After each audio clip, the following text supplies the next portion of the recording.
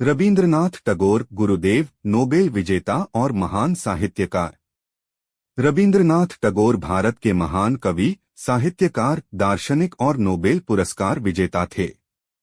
वे गुरुदेव के नाम से प्रसिद्ध हैं और भारतीय जनगणमन के रचयिता थे। उनकी रचनाएं भारतीय समाज, संस्कृति और स्वतंत्रता आंदोलन पर गहरा प्रभाव डालती हैं।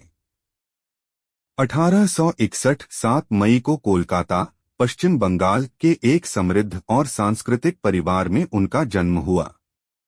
उनके पिता देवेंद्रनाथ टैगोर एक दार्शनिक और ब्रह्मा समाज के प्रमुख थे और माता शारदा देवी थीं। 1878 से 1880 वे पढ़ाई के लिए इंग्लैंड गए और लंदन यूनिवर्सिटी में कानून की पढ़ाई शुरू की, लेकिन साहित्य और कविता में रुचि के कारण बीच में पढ़ाई छोड़कर भारत लौट आए। 1882 निर्झर स्वप्नभंग नामक कविता ने उन्हें प्रसिद्ध कर दिया।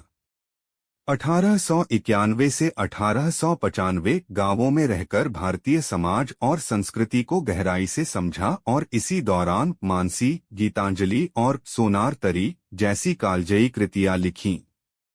1910 उनकी सबसे प्रसिद्ध काव्य रचना गीतांजलि प्रकाशित हुई।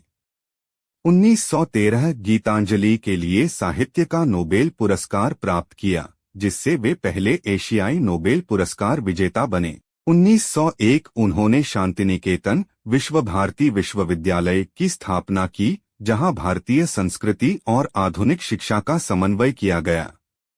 1919 जलियांवाला बाग हत्याकांड के बाद नाइटहुड की उपाधि लौटाई। ब्रिटिश सरकार ने उन्हें नाइटहुड की उपाधि दी थी, लेकिन जलियांवाला बाग हत्याकांड के विरोध में उन्होंने यह सम्मान लौटा दिया। राष्ट्रीय गीतों की रचना। जन गण मन भारत का राष्ट्रीय गान लिखा। आमार सोनार बांग्ला बांग्लादेश का राष्ट्रीय गान भी उनकी रचना है। श्रीलंका के राष्ट्रीय गान पर भी उनकी रचनाओं का प्रभाव है। उन्होंने 2000 से अधिक गीतों की रचना की, जो रवींद्र संगीत के नाम से प्रसिद्ध हैं।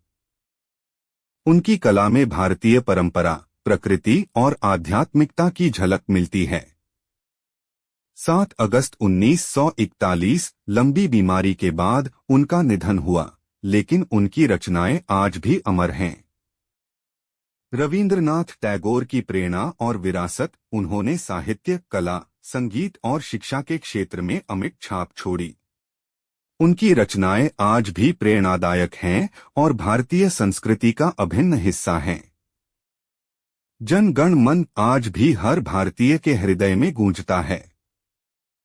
रवींद्रनाथ टैगोर का प्रसिद्ध कथन, जहां मन निर्भय हो और सिर ऊंचा उठा हो, वहीं मेरा देश हो। रवींद्रनाथ टैगोर केवल एक कवि ही नहीं, बल्कि एक महान विचारक और समाज सुधारक भी थे।